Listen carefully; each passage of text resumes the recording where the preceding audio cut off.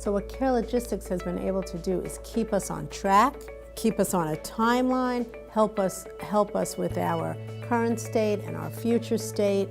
I could not have done it. I don't think any of us at Good Samaritan Hospital would tell you that we could do it without the support, both the technological support and the re-engineering support that we were provided by CARE Logistics folks.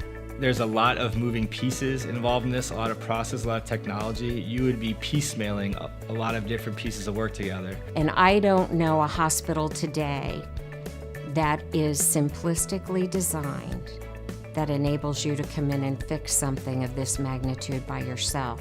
You need the expertise of the CARE Logistics folks. I'm not certain that a healthcare system could pull this off on their own without the help of outside resources.